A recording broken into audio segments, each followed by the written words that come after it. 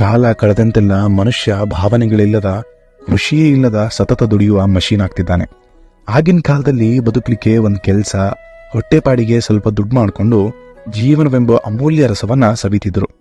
ಕಲೆ, ಸಾಹಿತ್ಯ, ಆಟ, ನೃತ್ಯ, ಶಾಸ್ತ್ರ ಅಧ್ಯಯನವನ್ನ ತಮ್ಮ ಕೆಲಸ ಮುಗಿಸಿ ಬಿಡುವಿನ ಸಮಯದಲ್ಲಿ ತಂಪಾದ ಗಾಳಿಯಲ್ಲಿ ತನ್ನ ಆಸಕ್ತಿಯ ಕಾರ್ಯದಲ್ಲಿ ನಿರತರಾಗ್ತಿದ್ರು. ಆದರೆ ಈಗಿನ ಕಾಲದಲ್ಲಿ ನಾವು ಸುಮಾರು 10 ರಿಂದ 14 ಗಂಟೆಗಳ ಕಾಲ 4 ಗೋಡೆಗಳ ಮಧ್ಯದಲ್ಲಿ ಎಸಿ ಕುಳಿತು ತಲೆಯಲ್ಲಿ 1000 ಚಿಂತೆ ಮಾಡ್ತಾ ನಮ್ಮ ಬದುಕಿನ ಗರಿಷ್ಠ ಸಮಯವನ್ನ ಬರೀ ದುಡ್ಡಿಗಾಗಿ, ಅಂತಸ್ತಿಗಾಗಿ ಮುಡಿಪಿಟ್ಟಿದ್ದೇವೆ. ಅತಿ ಹೆಚ್ಚು ದುಡಿಯುತ್ತಾ, ರಾತ್ರಿ ಚಿಂತಿಸುತ್ತಾ ಬದುಕಿನ ಕೆಲ ಅದ್ಭುತ ಕ್ಷಣಗಳನ್ನ ಕಳೆಯೋದ್ರಲ್ಲಿ ವಂಚಿತರಾಗ್ತಿದ್ದೇವೆ. ಆಗಿನ ಕಾಲದಲ್ಲಿ ಕುಟುಂಬದೊಂದಿಗೆ ಬೇಸಾಯ ಮಾಡ್ತಾ, ಮಡಿಕೆ ಮಾಡ್ತಾ ಏನೋ ಒಂದು ಕೆಲಸ ಮಾಡ್ತಾ ಇದ್ರು.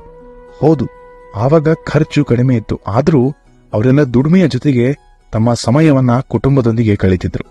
ಈಗ ನಾವೆಲ್ಲ ಹೇಗಾಗಿದ್ದೀವಂದ್ರೆ, ನಮ್ಮನೆಗೆ ನಾವು ಹೋಗೋಕೆ ಅಧಿಕಾರ ನಮ್ಗಿಲ್ಲ, ನಮ್ಮ ಕುಟುಂಬದೊಂದಿಗೆ ಸಮಯ ಕಳೆಯಲು ನಮಗ್ ಅಧಿಕಾರ ಇಲ್ಲ.